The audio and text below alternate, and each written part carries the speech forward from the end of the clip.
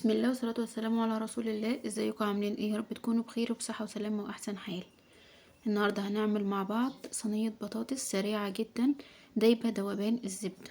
الطعم خرافة وكمان مش مكلفة واقتصادية جدا.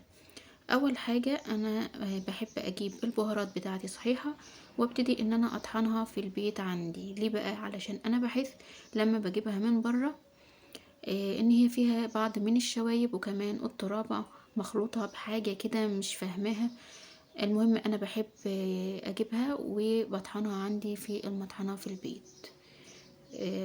كمان بحس ان الاكل لما بيكون البهارات بتاعته مطحونة لسه جاهزة بتكون النكهة بتاعت الاكل اللي انا بعمله كده ايه يعني مختلفة.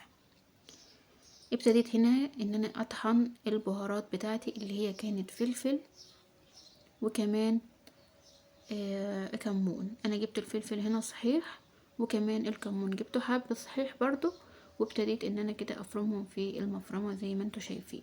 الكمية كانت كويسة وكمان النظافة انا ضمناها. ندخل بقى علشان نعمل الصينية بتاعتنا. كان عندي بواقي من البصل الشرايح من حشي الفراخ اللي انا عملتها.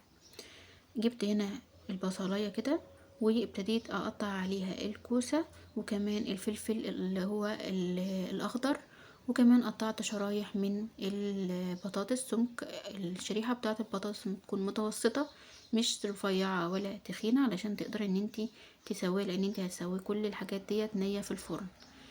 كمان جبت مقلعة من السبع بهارات وكمان مقلعة من الكمون والفلفل الاسود اللي احنا لسه طحنينه في اول الفيديو، وكمان ضفت الملح.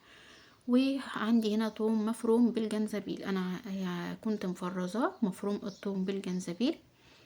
وابتديت ان انا احط كل الكلام ده مع بعض، وهنزل دلوقتي حالا بمج من الشوربة وكمان مجين من العصير الطماطم، وابتديت ان انا هقلبه كده مع بعض. وعلى كده احنا خلصنا الصينية بتاعتنا، وهدخله في فرن سخن، يكون الفرن سخن جدا بدرجة حرارة 200، وهتطلع معايا بالشكل الجميل اللي انتوا شايفينه ده.